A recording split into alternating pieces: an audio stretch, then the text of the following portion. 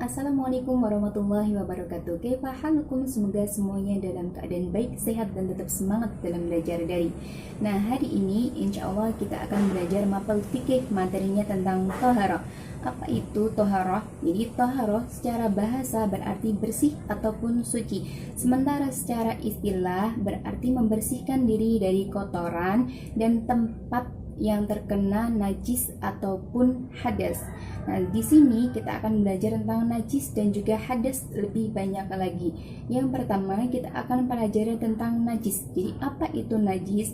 Najis yaitu kotoran yang melekat pada pakaian ataupun benda sehingga menghalanginya untuk melakukan suatu ibadah kecuali dengan cara mensucikan. Nah, najis ini terbagi menjadi 3. Yang pertama ada najis mukhaffaf, yaitu najis ringan. Nah, najis mukhaffaf atau ringan ini contohnya seperti air kencing bayi laki-laki yang masih berusia di bawah 2 tahun dan dia tidak mengkonsumsi makanan ataupun minuman kecuali hanya air susu ibu. Nah, cara mensucikannya yaitu cukup diperciki dengan air. Yang kedua yaitu ada najis mutawasit. Nah, najis mutawasit yaitu najis sedang. Contohnya apa? Contohnya seperti darah, nanah, terus ada kotoran binatang ataupun kotoran manusia. Nah, cara mensucikan najis mutawasit ini adalah dengan cara berwudu ataupun bertayamum. Yang ketiga yaitu ada najis mughaladah atau najis besar. Najis mughaladah ataupun najis besar ini contohnya yaitu air liur anjing ataupun babi dan keturunannya. Cara mensucikannya yaitu dengan cara mencuci 7 kali dan salah satunya itu harus menggunakan debu ataupun tanah yang suci. Itu tadi tentang najis. Selanjutnya kita akan membahas tentang hadas. Jadi apa itu hadas? Nah, hadas yaitu keadaan tidak suci yang menghalangi seorang muslim untuk melakukan suatu ibadah. Jadi dia harus mensucikan diri dulu baru bisa beribadah.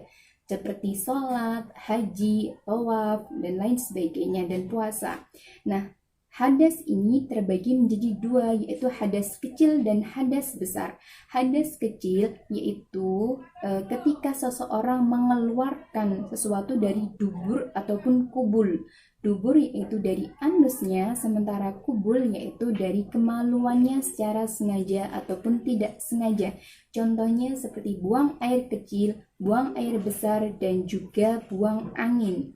Nah, selanjutnya yaitu menyentuh kemaluan tanpa alas dan hilang akal. Hilang akal ini contohnya seperti mungkin tertidur ataupun ketika dia gila ataupun ketika koma, ketika sakit.